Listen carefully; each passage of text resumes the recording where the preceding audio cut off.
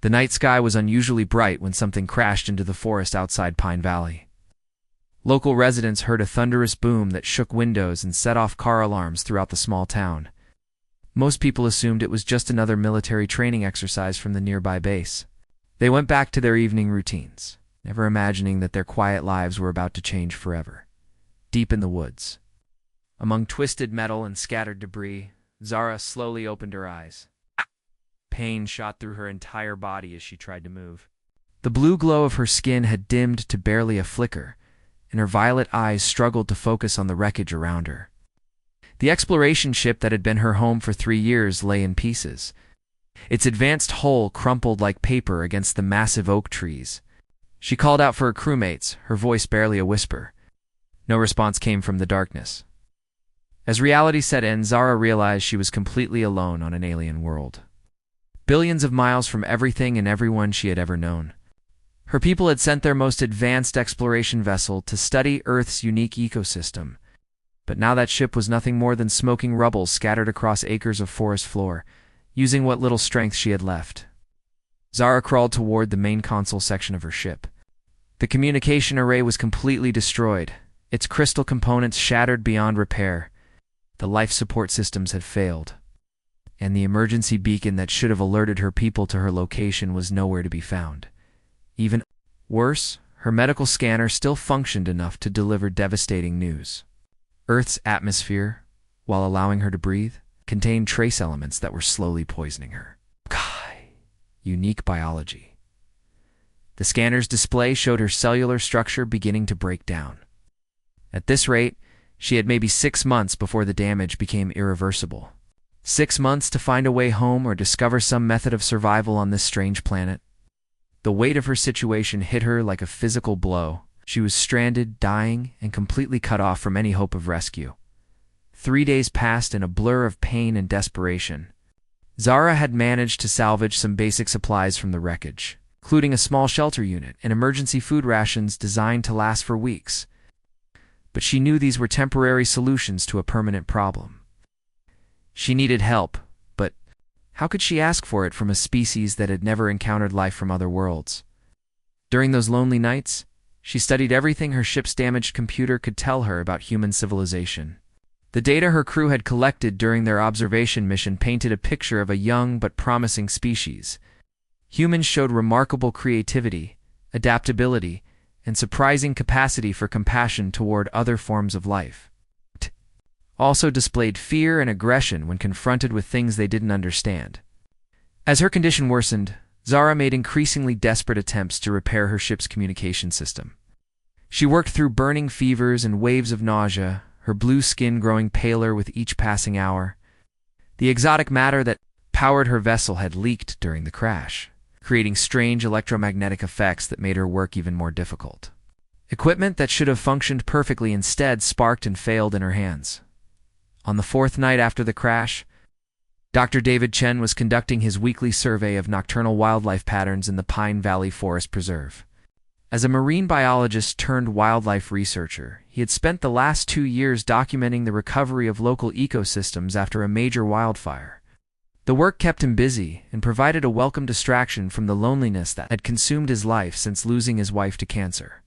David noticed the strange electromagnetic readings on his equipment long before he saw the actual crash site. His radio crackled with interference, and his GPS unit spun wildly, unable to maintain a satellite connection.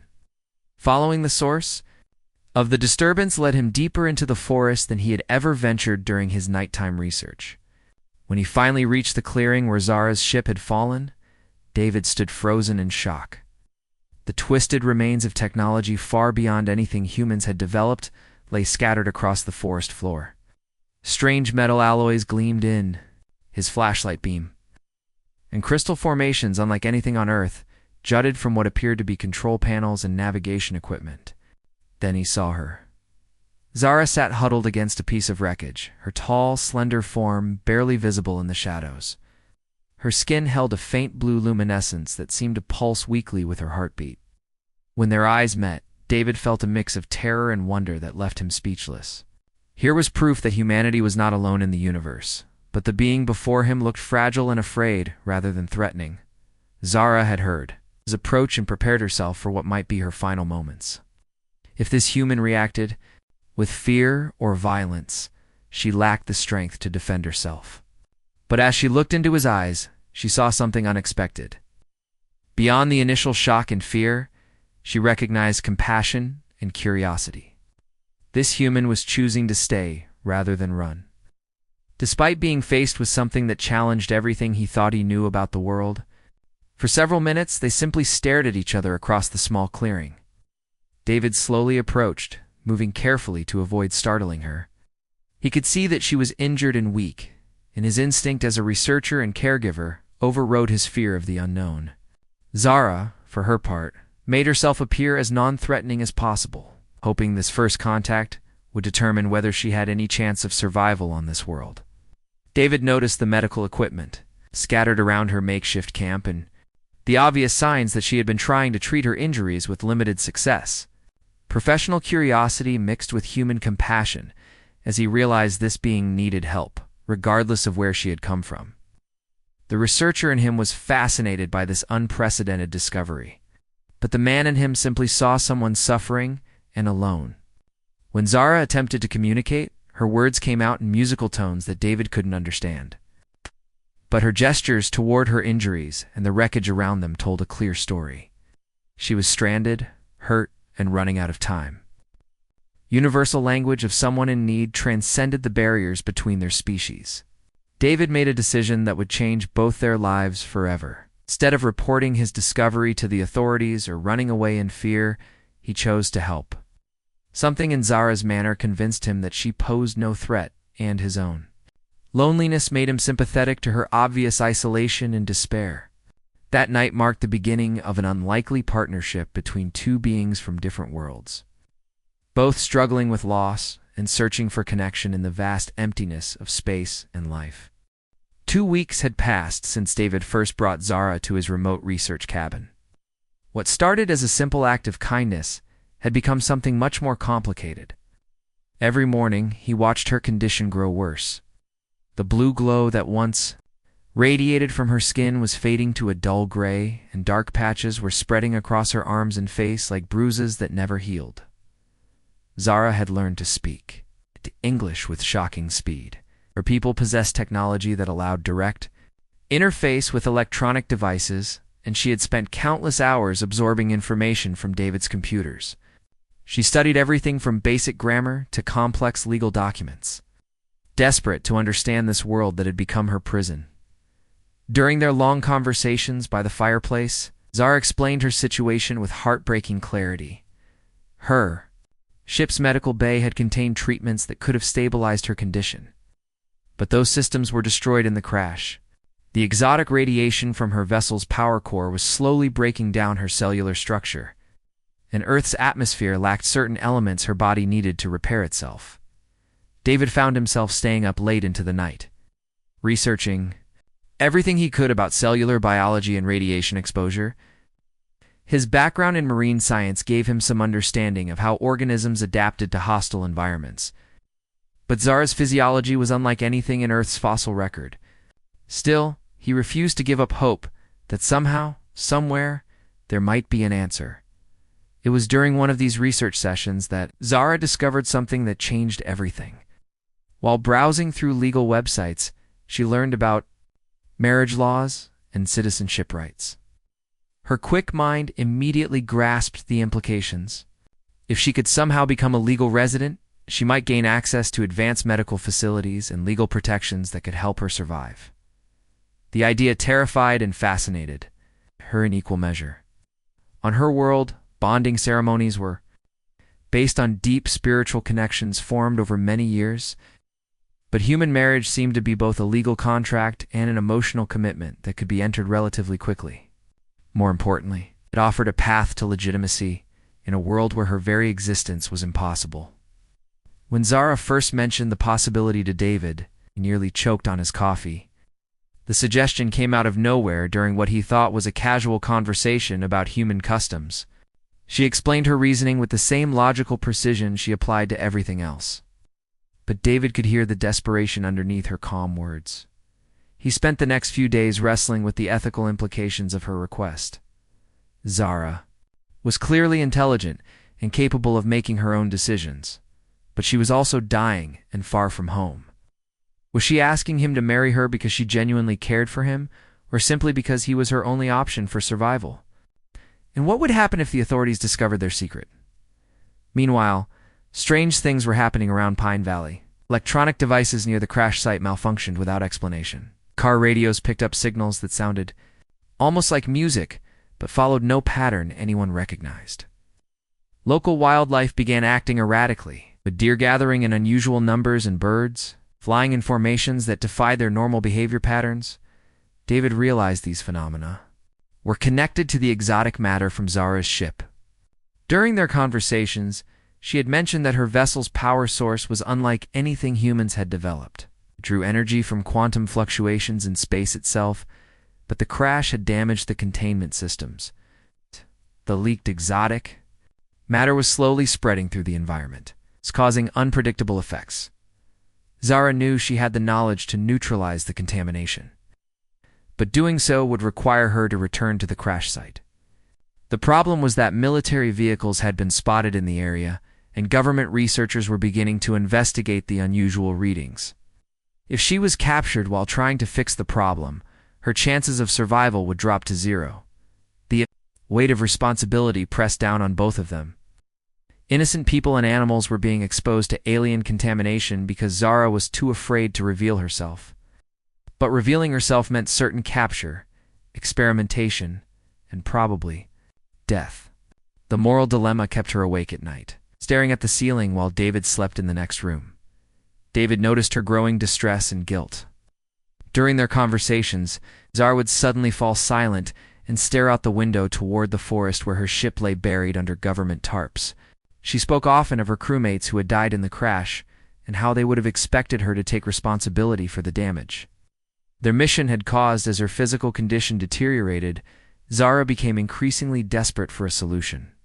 The dark patches on her skin were spreading faster now, and she sometimes collapsed from weakness during their walks around the cabin. David found himself supporting her more and more, their physical contact becoming natural and comforting. For both of them, it was during one of these moments of vulnerability that their relationship began to shift from caregiver and patient to something deeper. David realized that his feelings for Zara had grown beyond simple compassion or scientific curiosity. Despite their obvious differences, he found her courage, intelligence, and gentle nature deeply attractive. She faced impossible circumstances with dignity and grace, never complaining about her fate or demanding more help than he could give. Zara, meanwhile, was learning to appreciate qualities in David that her own people rarely displayed. His willingness to risk his career and safety for a complete stranger spoke to a kind of selfless courage that impressed her. More than that, he treated her as an equal despite her dependence on his help, respecting her intelligence and listening to her opinions on everything from local politics to the nature of the universe. The turning point came when government investigators knocked on David's door one afternoon. They were canvassing the area, asking residents about unusual sightings or electromagnetic disturbances. Zara hid in the basement while David calmly answered their questions, giving nothing away while his heart pounded with fear. After the investigators left, both David and Zara realized their time was running out. The net was closing around them, and soon they would have to make decisions that would determine not just Zara's fate, but the future of everyone in Pine Valley. The exotic matter contamination was getting worse, and people were starting to get sick with mysterious symptoms that no doctor could explain. That night, as they sat by the fire discussing their limited options, Zara asked David directly if he would consider her proposal, not as a business transaction or desperate gambit, but as two beings who had found something precious in each other despite the impossible circumstances that brought them together. David stared at the forged documents spread across his kitchen table, his hands shaking slightly as he reviewed each carefully crafted detail. Creating a false identity for Zara had required him to use connections he never thought he would need, calling in favors from old college friends who worked in various government departments. The new identity papers showed her as Dr. Zara Kovac, a xenobiology researcher from a small European university that was obscure enough to avoid detailed scrutiny. The process had taken 3 weeks of careful planning and sleepless nights. David had to learn about document forgery, fake educational credentials, and identity creation methods that he never imagined he would need. Every phone call and email felt like a step closer to criminal charges. But watching Zara grow weaker each day gave him the courage to continue. Zara spent those weeks studying human behavior and culture with the same intensity. She had once applied to analyzing alien ecosystems. She practiced walking like humans did, learned to hide the subtle differences in her movements, and studied hours of video footage to master human facial expressions and social cues. The hardest part was learning to dim her natural luminescence completely. Using meditation techniques that are people typically reserved for deep space hibernation, their relationship had evolved during this intense period of preparation. What began as a desperate arrangement between strangers had grown into something neither of them had expected. David found himself looking forward to their long conversations about the differences between their worlds. And Zara discovered that human emotions were far more complex and beautiful than her scientific training had led her to believe. The wedding ceremony took place on a rainy Thursday morning at the Pine Valley Courthouse. Judge Williams, an elderly man who had performed thousands of ceremonies over his 40-year career, showed no interest in asking difficult questions about their whirlwind romance. David wore his only suit, while Zara had spent hours practicing how to appear nervous and excited like a typical human bride, as they exchanged vows that were supposed to be purely practical. Both David and Zara were surprised by how meaningful the words felt when David promised to care for her in sickness and health. His voice carried genuine emotion that had nothing to do with their arrangement. When Zara pledged to honor and cherish him, she realized she was making a promise she truly wanted to keep. The kiss that sealed their marriage was Zara's first experience with human physical affection and David's first intimate contact with another being in over 2 years. The moment lingered longer than either had planned, and when they separated, both knew that their feelings had crossed the line from friendship to something deeper and more complicated. Their first month as a married couple brought new challenges and unexpected joys. Zara moved into David's cabin officially, and they had to learn to share space as actual partners rather than caregiver and patient. She insisted on contributing to their household, using her advanced knowledge to help David with his research, in ways that amazed him daily. But her condition continued to worsen despite their best efforts. Strange crystalline formations began appearing on her skin, and her episodes of weakness became more frequent and severe. During one particularly bad attack, she collapsed in the garden while tending to the vegetables she had planted using techniques from her home world. David's elderly neighbor, Mrs. Patterson, happened to be visiting with a plate of homemade cookies when Zara's disguise failed during the medical emergency. The 70-year-old retired teacher took one look at Zara's blue skin and glowing eyes, calmly set down her cookies, and asked how she could help. Her reaction shocked both David and Zara. Instead of fear or anger, Mrs. Patterson showed the kind of practical acceptance that came from decades of dealing with life surprises. She had lost her husband in Vietnam, raised 4 children as a single mother, and taught middle school for 35 years. An alien visitor was just another challenge to face with common sense and compassion. Mrs. Patterson became their first ally in Pine Valley, helping to maintain Zara's human disguise, providing the kind of community support that made their unusual marriage seem more normal to casual observers. She taught Zara how to bake bread, shared gossip about local residents, and treated her exactly like she would any other neighbor who needed help adjusting to small-town life.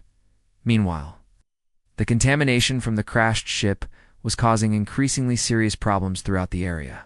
3 people had been hospitalized with mysterious symptoms that included severe headaches, temporary paralysis, and strange dreams filled with images of distant worlds. Local animals were gathering in unusual patterns, and several pets had disappeared. Entirely, Dr. Lisa Park, a disease control specialist sent to investigate the outbreak, arrived in Pine Valley with advanced medical equipment and an uncomfortably sharp analytical mind. Her preliminary tests detected unusual radiation signatures that didn't match any known terrestrial source, and she began pushing for more extensive environmental testing throughout the region. Zara knew that Dr. Park's investigation would eventually lead to the crash site, and from there to the realization that the contamination was of alien origin. The exotic matter from her ship was spreading through the groundwater and affecting the entire local ecosystem in ways that could become irreversible if not treated soon. The moral weight of her situation grew heavier each day. People were getting sick because of her presence, and animals were suffering from exposure to alien toxins. She had the knowledge to neutralize the contamination completely, but doing so would require her to access the crash site under heavy government surveillance. David watched Zara struggle with this impossible decision, seeing how the guilt was eating away at her as much as the physical deterioration. She would stand at their kitchen window for hours, staring toward the forest where her ship lay hidden under military tarps, wrestling with the choice between her survival and the safety of innocent people who had shown her nothing but kindness. Their love had become real during these difficult weeks, but both wondered if it would be enough to overcome the forces threatening to tear them apart. Zara faced a choice between revealing herself to save others and protecting the secret that kept her safe with the man she had grown to love. David faced the possibility of losing the woman who had brought meaning back to his life just when he had rediscovered what it meant to care deeply for another being. As Dr. Park's investigation intensified and more people fell ill, the weight of their secret became almost unbearable. Something had to change soon, but every option seemed to lead toward heartbreak and loss. The news that 12-year-old Tommy Rodriguez had fallen into a coma was the breaking point for Zara. She sat in their kitchen, staring at the local newspaper article about the mysterious illness spreading through Pine Valley, tears streaming down her face for the first time since David had known her. The boy lived just 3 blocks away, and his mother worked at the grocery store where Zara bought supplies every week. David found her there at dawn, still holding the newspaper, her body shaking with quiet sobs. The weight of responsibility had finally become too much to bear. She looked up at him with eyes filled with pain and determination, and he knew what she was about to say before the words left her lips. "I have to stop this," she whispered. "I can't let more people suffer because I'm too scared to act." The plan They developed over the next 2 days was incredibly dangerous. Dr. Park's team had established a security perimeter around the crash site with motion sensors and armed guards working in rotating shifts. Getting past them would require all of Zara's knowledge of her own technology, plus careful timing and a good deal of luck. David insisted on going with her, despite Zara's protests that he would only slow her down and increase the risk of capture. He had watched her grow weaker over the past month, and he knew she might not have the physical strength to complete the mission alone.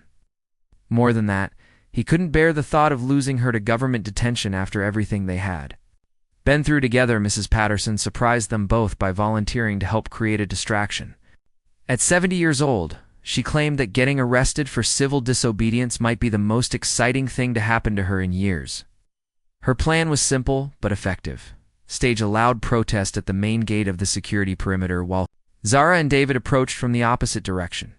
The night they chose for the mission was cloudy and moonless, providing perfect cover for their approach.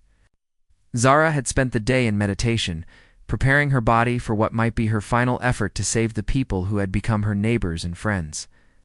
The exotic matter poisoning was accelerating her physical decline, and she knew this mission would likely use up what little strength she had left.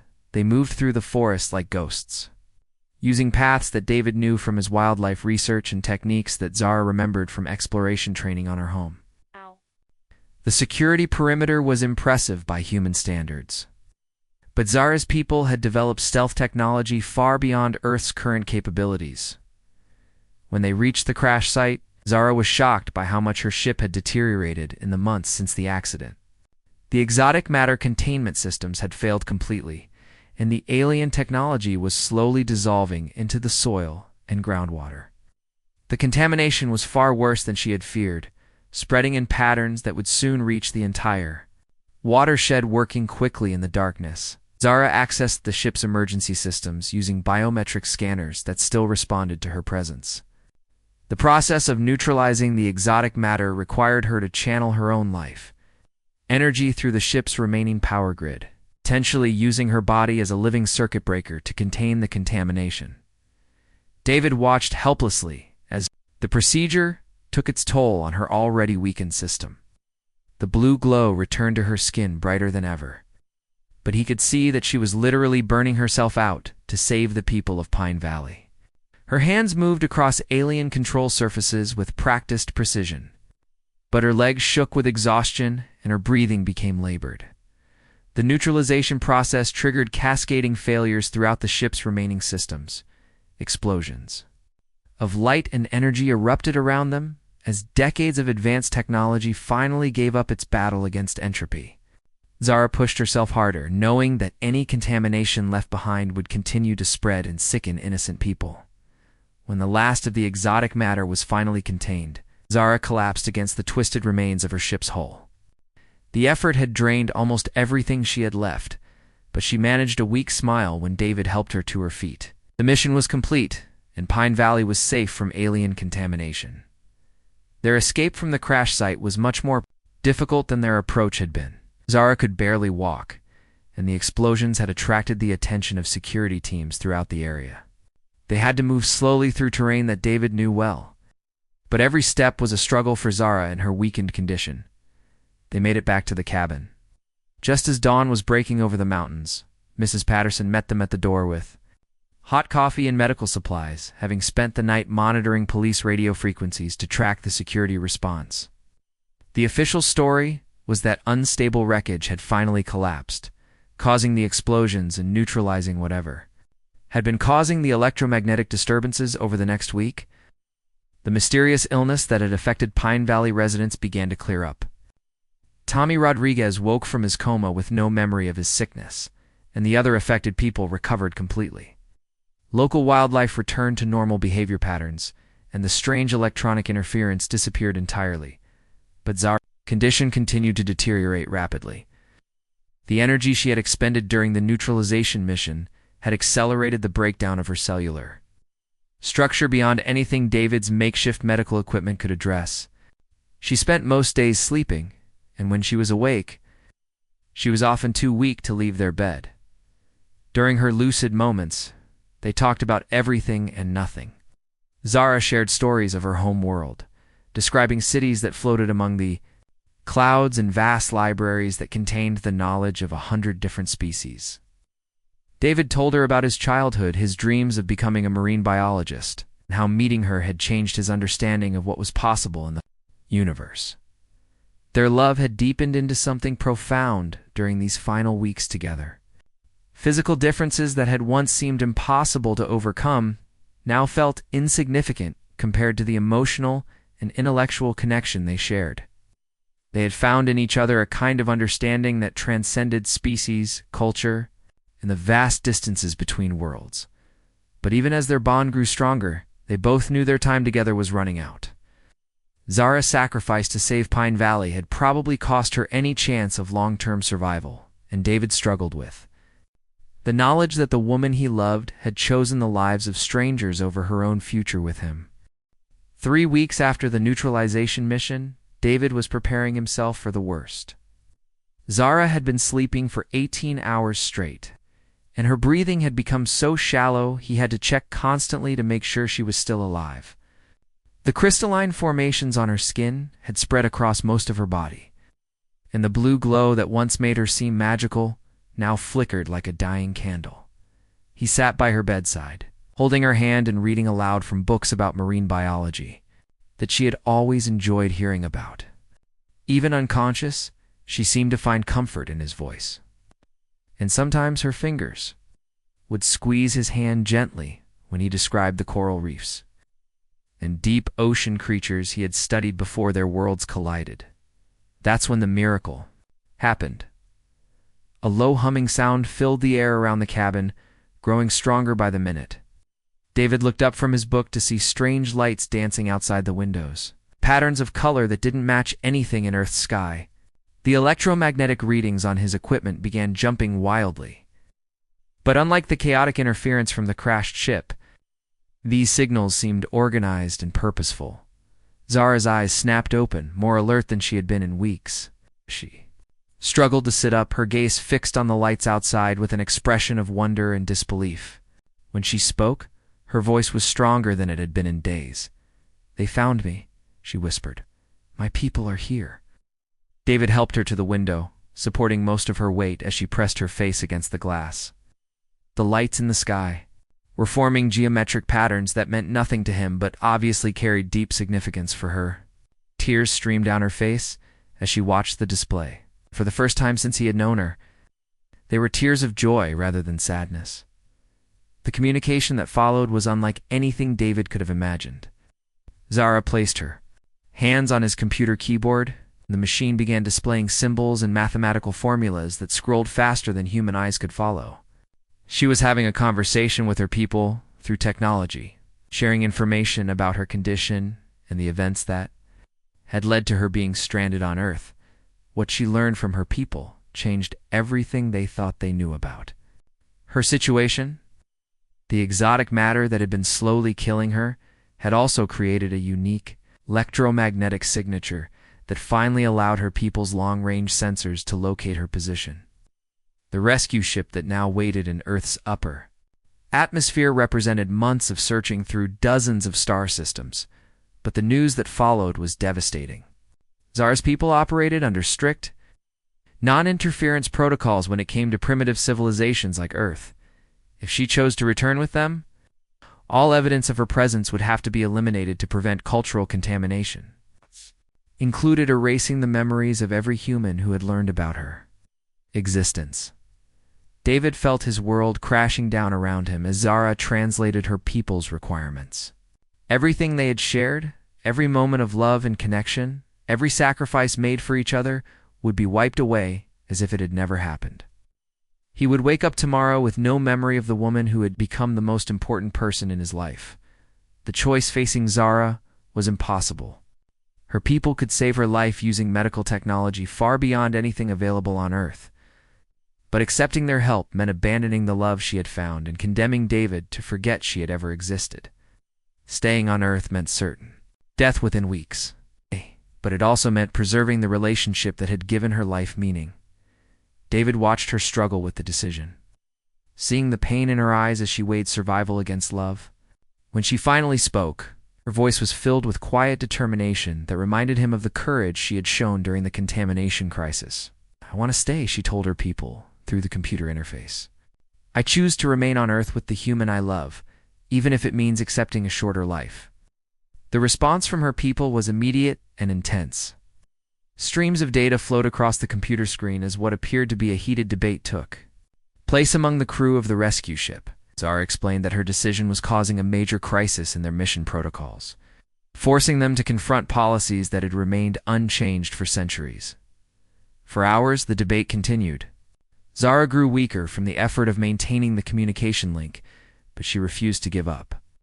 She shared with her people the detailed logs she had been keeping about human culture, showing them examples of kindness, creativity, and compassion that challenged their assumptions about Earth's civilization. David watched the woman he loved fight for their relationship with the same determination she had shown when saving Pine Valley from contamination. She argued that love transcended species barriers, that her experience with humans proved their potential for peaceful coexistence, and that the isolationist policies of her people were wrong. The turning point came when Mrs. Patterson knocked on their door. The elderly woman had noticed the strange lights and electromagnetic disturbances. She arrived with a thermos of soup in genuine concern for her neighbors. Her simple act of kindness, witnessed by Zara's people through the communication link, provided the perfect example of human compassion. After seeing Mrs. Patterson's natural acceptance of Zara's true nature and her willingness to help without expecting anything in return, the rescue ship's commander made an unprecedented decision. They would provide Zara with medical technology that could extend her life significantly, though not indefinitely. In return, she would serve as an unofficial ambassador, preparing the groundwork for eventual open contact between their civilizations. The medical treatment that followed was unlike anything David could have imagined. Beams of healing energy surrounded Zara's body, repairing the cellular damage and stabilizing her condition. The crystalline formations on her skin dissolved away, Her natural blue glow returned to its original brightness, but the most remarkable change was in Zara's eyes. The pain and fear that had haunted her for months were replaced by hope and determination. She had been given a second chance at life, and she intended to make the most of it. 2 years later, David and Zara had built a life together that neither could have imagined during those dark early days. Working with Dr. Park, who had eventually learned the truth and chose to protect their secret, they had established a quiet network of scientists, preparing for eventual open contact with alien civilizations. Zara's health remained stable thanks to the alien medical technology, though she knew her lifespan would still be shorter than a normal human's. But every day they had together felt like a gift, and they filled their time with love, laughter, and the wonder of sharing two different worlds. Their story had become part of something larger, a hidden community of beings from different worlds, who had found ways to build lives together despite the vast distances between their origins.